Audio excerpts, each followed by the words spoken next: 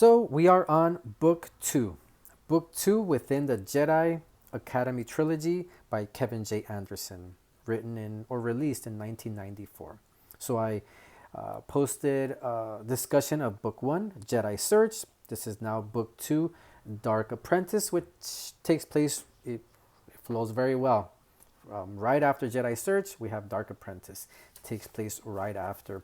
And this book, you can tell this is sort of like a summary, even though there's a lot.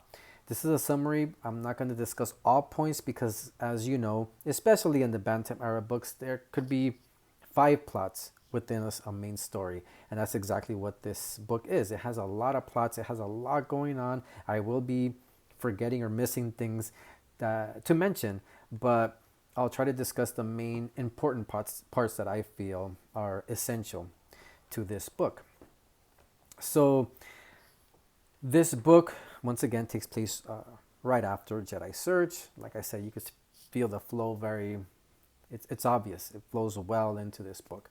And it opens up with Luke after, as we read in Jedi Search, he's given by Mon Mothma and the New Republic access or given the rebel base that we see on Yavin 4 from A New Hope. So that's super familiar, should be super familiar to us because we can envision how it looks. And not only that, but Kevin J. Anderson has this way of describing situations, describing locations that he puts pictures in our head, you can say, which I truly, truly appreciate that from his writing. But yeah, this opens up on that specific location on Yavin 4, on that ex or former rebel base. Luke is thinking about the teachings of wisdom, words of wisdom from Obi-Wan, words of wisdom from Yoda, while he has his students in that grand hall. He's now officially a Jedi Master, which is something that as a Legends fan, as an EU fan, I appreciate that we got that Luke Skywalker that we wanted. He grows into a Jedi Master. That's what's his purpose to have. It's inevitable for him to have students, to form a new era of the Jedi Order, and that's what we get. That's why this trilogy is very, very important and essential. Yes, he's officially a Jedi Master, receiving support from the New Republic, from Mon Mothma. Once again, he has his group of students. Not many, about 12, but growing. So while he's teaching his students, we have a visit from Wedge. So as you know, Luke and Wedge form or have this bond because they've gone through so much battles and they have this brotherhood. So it's always nice reading about that, their interaction, because we know as fans everything that they went through. So Wedge visits and he tells him that he will be bodyguarding Zooks, which is the scientist we learned or we read about, an important character from Jedi Search. She's the scientist that's responsible for designing the weapons of destruction for the Empire, the Death Star, the Sun Crusher, and unknowingly though what the Empire was going to use these weapons for. She was clueless or ignorant on that. It wasn't her fault, but she ended up escaping and she's under the protection of the New Republic. So even though she hasn't had, if I recall correctly, she doesn't have an immediate threat, but the New Republic is being proactive and assigning Wedge to take care of her, and they end up going to Ithor, and that's a side story that we learn about romantically, a relationship that they're experiencing. But yes, Wedge comes to the Jedi Academy, visits, and tells Luke about his new assignment. At the same time, Admiral Akbar is with Princess Leia. They have a mission. They're on a mission to Vortex on a B-Wing fighter. And it doesn't go as planned. Actually, it's a tragedy. So they fly into Vortex and Admiral Akbar loses, or not loses control, but the ship, the B-Wing malfunctions. It malfunctions so bad that there is absolutely no control. Admiral Akbar has no control over it. So he sees the obvious danger. He ejects Leia from the ship. She ejects, but he ends up unfortunately causing a lot of damage, crashing into cathedrals, structures, and ends up killing, accidentally, obviously, Vors. He ends up killing people on accident, and that was just a tragedy. So, some of the book focuses on how Admiral Akbar is dealing with this. So that was extremely unfortunate. We do we we also see Admiral Dala from Jedi Search. She's the main villain in this trilogy, and how she is so focused on the destruction of the New Republic. Remember, they've been dormant. Her officials, the Imperials within the Maul, Kessel, they've been dormant, awaiting for Tarkin's orders, which never came because he passed away. He died or killed, and they had no idea. That's how out of touch they were. So once they found out these important facts, that their leaders are pretty much destroyed, they rise up. Admiral Dala rises up, assumes command, and they take off and they wreak havoc and destruction. And their mission is to destroy the New Republic and causing chaos in the galaxy. One of the unfortunate things that she does is, I'll go back a little bit on book 1, referencing Jedi Search. Gantoris, which becomes a student of Luke's Jedi Academy, one of the conditions that he has to agree to join Luke's Academy is for the New Republic to take care of his people on Eol Shah. So yes, his people are taken as refugees to Dantooine. Admiral Dala in this book discovers their location and destroys them, which is really, really sad. I felt that when the way Kevin J. Anderson describes this, and that destruction was just heartbreaking. So she has 3 Star Destroyers left over, and she's causing chaos. That's exactly what she's doing.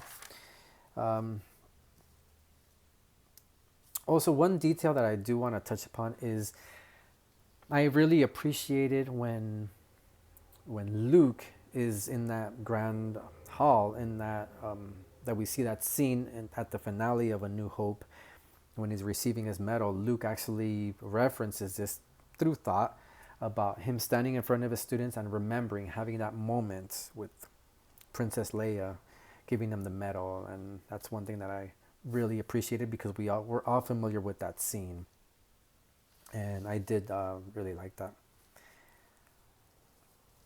So trying to think of like I said, this book has a lot of details, but yeah, within this scene we see we read about Gantoris from Eol Shah, Dorsk 81, the clone, Kiana T from Dathomir, Cam Solusar, we read about him in Dark Empire, so we know him well, and Lightsider, Streen, the older gentleman from Bespin. So now Luke is expecting a new student, Kip Duran, but Kip isn't there yet. Han, what I interpreted is that Han is really looking after Kip. He has this connection with him. He wants to take care of him. He wants to make sure he's okay. And before he's sent off to Luke's Jedi Academy, he wants Kip to enjoy himself, to enjoy life, that there's life outside of the Maw. He was sentenced to death, and he wants to give Kip a break. So they're together, Han and Kip, and Han wants to make sure that Kip is well, and to see and to enjoy things before he sets off on at Luke's Jedi Academy. So Luke has this Jedi holocron, and one of the ways he's teaching his students, out of many ways, is for them to hear these teachings from the recordings, essentially, in this within this Jedi holocron. And they have recordings from the ancient Jedi Master Vodo Siosk Bask. So they're recording, and they're learning a lot about the ancient Jedi, how they did things, and the wars that they went through, specifically the Great Sith War. So if you remember correctly, Gantoris was a bit of a, to put it nicely, he was a challenging recruit. And still challenging in the beginning of this book. So he's kind of a rogue a little bit, with some influence afterwards. So he ends up finding these jewels with Streen and within the temples, and he starts building his own lightsaber. However, Luke's students aren't there yet. So Luke is all about patience, about, okay, everything comes with time. Not yet. But Gantoris wants his lightsaber, so he builds this specific lightsaber with abilities to extend. And yeah, he makes his lightsaber, even though he knows it's wrong, that Luke wouldn't permit this. So he challenges Luke to a duel. So Luke sees that Gantoris is really a little bit, he's a lot extra lately with his behavior. So Gantoris challenges Luke. Gantoris loses in this demonstration or this duel. And the last words that Luke gives him is to take control of his anger, because when they're dueling, he senses and sees the fury, the anger within Gantoris, and this alarms Luke. Another point I want to touch is going back to Admiral Akbar after the incident, after the tragedy on Vortex. He's dealing with, you can say it's PTSD, and dealing with a lot of emotional issues that are described here. So he goes to Calamari, he strips his own rank from himself. He goes to Calamari, doesn't want to deal with anybody, doesn't want to deal with anything. So he goes and he's just depressed. So that's what he's dealing with, and Leia ends up visiting, which we'll touch on in a second. And I'm gonna be going back and forth because that's what the book does. It goes back and forth, and it's not a boring book. We're given some information about a certain group of people, and then it jumps to another, but it doesn't jump from time to time. It's just different scenes, just like in a movie. Well, Luke, there's a lot of things going on, and I feel bad for Luke. There's a lot of things going on in his Jedi temple while he's teaching, and some of the things he realizes it when it's too late. Luke himself has a dream, and the dream or vision is about, what's a dream? It's about Anakin. It's not really Anakin, but he's almost convinced that it is, until Anakin tells him, hey, you should learn about the Sith and the teachings that will benefit you on your mission and your goal. So Luke has experience, as we saw in Dark Empire. He can see this a mile away. It's not Anakin Skywalker. So he later realizes that it's actually a entity, a shadowy figure that's influencing Luke, or trying to influence Luke and others. And it's influencing Gantoris all this time. So we don't see, one thing I do have to say, we don't see or spend a lot of time with Gantoris and this dark figure. It's mentioned a few times here and there, but we don't see much of it. But we understand that it's pretty much up to us, really, to imagine that there's certain time that has passed between Gantoris and this dark figure, and how much influence he's having on Gantoris. And this dark figure is revealed, as far as who it is, later on in the book. But yes, Gantoris is being influenced by this same entity that visits Luke in a dream. So Gantoris interacts with this dark figure, and ultimately realizes that this figure is up to no good, that he's really trying to cause problems here. So Gantoris resists. He wakes up, he snaps out of it, like, what am I doing? So he resists. And this dark figure, what does he do? He fries Gantoris. He burns him from the inside out. And his body is discovered by the rest of Luke's students, which is a tragedy. They see this and they just can't believe what they see on the ground, Gantoris' burned body. So in the meantime, Princess Leia and Han they have Jacen and Jaina. Remember, in Jedi Search, Winter brings Jacen and Jaina from hiding, brings them to their parents, where they're supposed to be. But Princess Leia is dealing with her own things. Once again, along with Jedi Search, with the events of Jedi Search, Leia's not given a spotlight at all in this trilogy, but when she's on scene, it's important. It's what she's dealing with psychologically as well. Like, she's extremely important. That even though Han's there at this time, she is needed by the New Republic, because this pretty much is the new beginning. Is a beginning. Excuse me, the beginning stages of the New Republic. So Leia's being pulled everywhere. So much so that she discusses this with Han, and her plan is to go to Mon Mothma and pretty much lay it down that it's too much. I'm a mother first, so you need to scale my duties back. So Leia goes to Mon Mothma with this plan. So as she visits Mon Mothma tells her essentially, I'm very sick, I'm dying. So Leia, obviously is not going to use that time to tell her what she had planned. So in other words, so then Leia realizes, I need my partner, I need my colleague, Admiral Akbar. I can't do this alone, etc. So she takes off to Calamari to help Admiral Akbar snap out of it, like it's not your fault, sort of thing. So she lands on Calamari.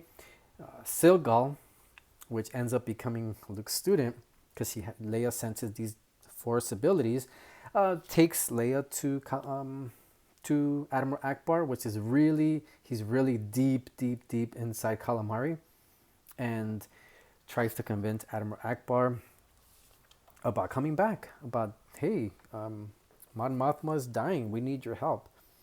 So that's what Leia's going through, and we'll go back to this in a second.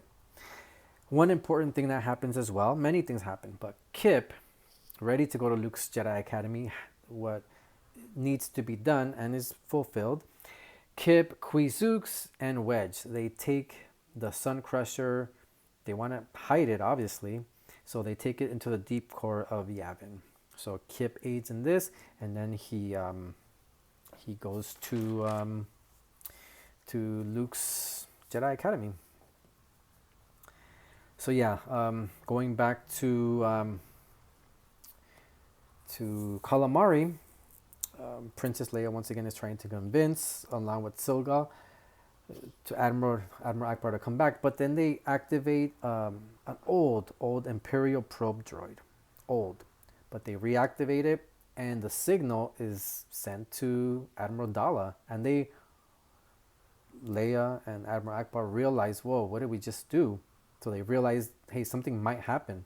So the signal is sent to, once it's turned on, accidentally, Admiral Dala realizes where it's coming from, so she says, okay, we're going to form an attack on Calamari. So Admiral Dala, once again, doing her thing, they go to Calamari and start this attack, which is really brutal.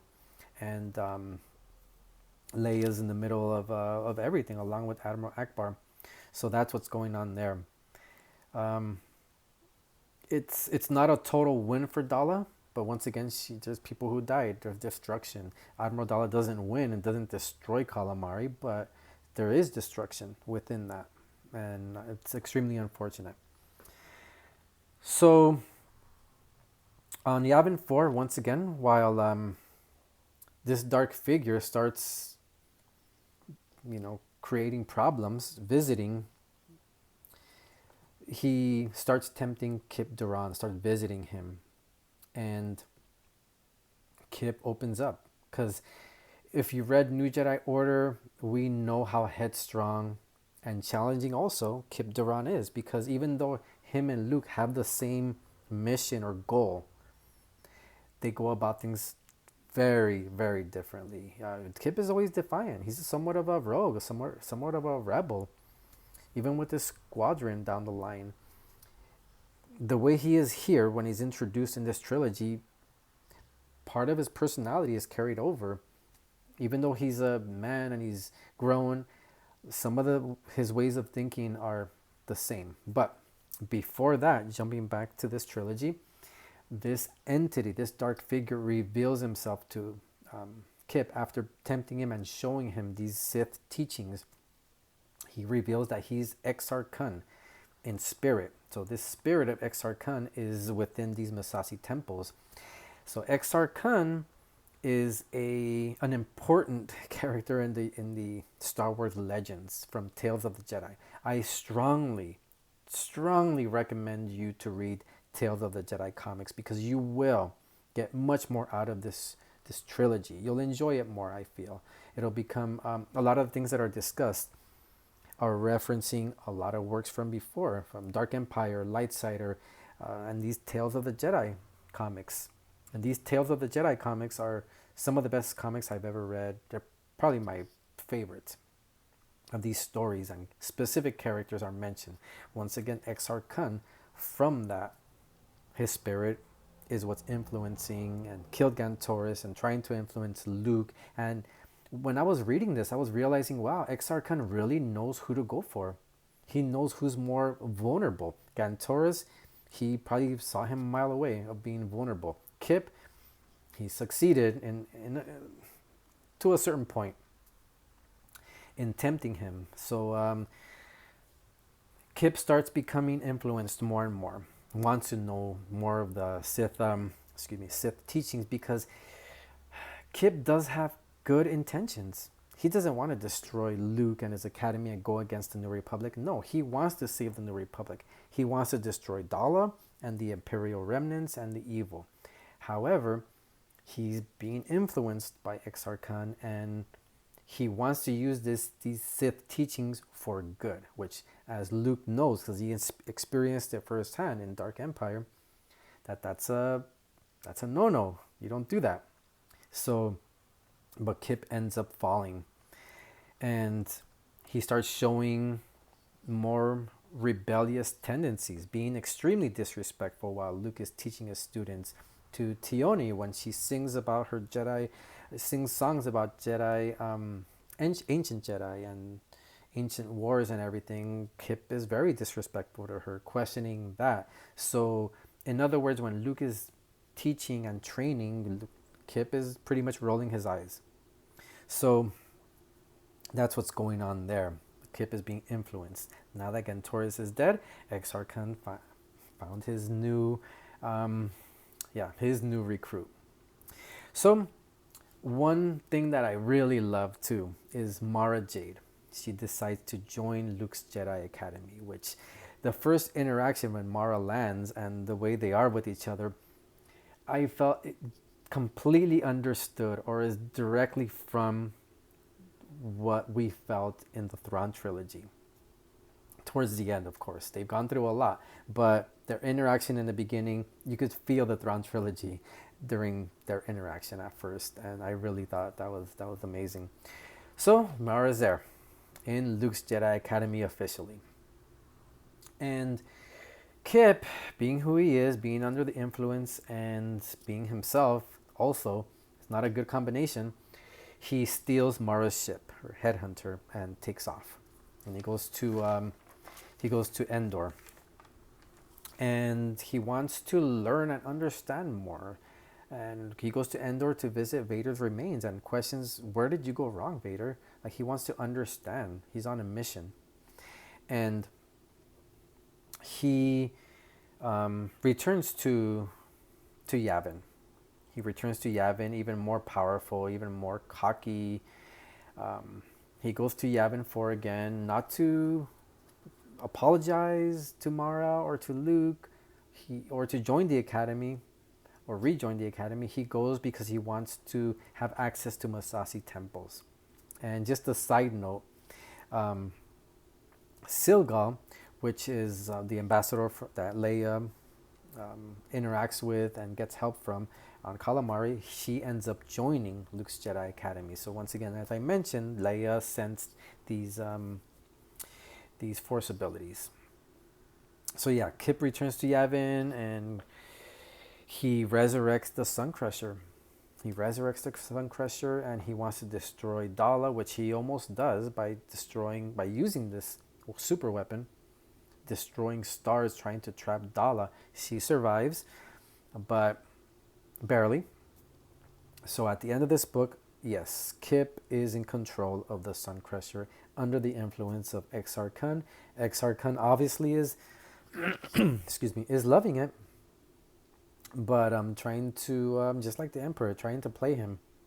So remember, Kip does have good intentions. I want to say that, but he's going about it the wrong way, being tempted by the dark side, thinking that he can handle it, just like Luke thought in Dark Empire. This book, at the end, is pretty much the Empire Strikes Back of this trilogy. It ends with the Jedi recruits or the Luke students finding Luke on the ground. Luke is unconscious. They feel emptiness within him. They can't sense him, even though yes, he's alive, but they just can't sense him. They sense emptiness, and that's where it ends. So we're left pretty much on a cliffhanger. Um, Dala, she was almost destroyed by Kib Duran, but you know she's gonna come back with a vengeance. Calamari was attacked. Gantoris is dead. Kib Duran is in control of the Sun Crusher, with being controlled or influenced by this Sith, Exar Kun's spirit, and Luke, unconscious on the floor, and his students alone, you can say, without their leader. Once again, there's a lot of plots within this book, as mentioned, especially in the Bantam era.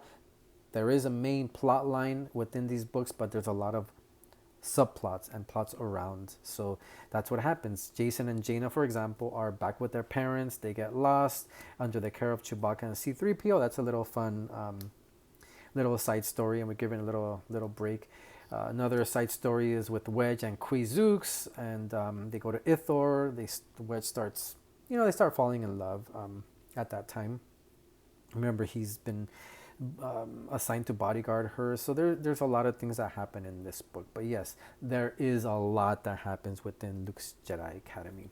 And once again, I do highly recommend you reading Tales of the Jedi, because you will get a lot more out of it.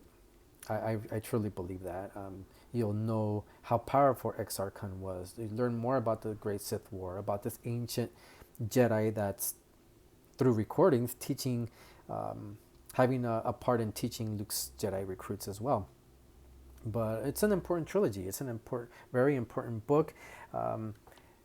I would say, as a Star Wars Legends fan, just like you shouldn't compare the prequels to the original trilogy, because it's within the same timeline, within the same storyline, but it's different. It's different. You shouldn't compare this to the New Jedi Order and the Del Rey era of books, I would say, because there's a different tone, and but either way, they're all within this timeline. I just say, have fun with it, enjoy for what it is. It is an important part of the Star Wars universe, Legends, and like I said, it's very, to me, it was very enjoyable. I do love the way Kevin J. Anderson describes, once again, scenes and situations. I can envision things in my head. He puts pictures in your head by the way he's describing. So I really appreciated his writing on that. But yeah, once again, just have fun with it. I will be discussing book 3, the final chapter in this Jedi Academy trilogy. And I hope you guys watch. Thank you for sticking till the end of this video, and I hope you enjoy the next one as well.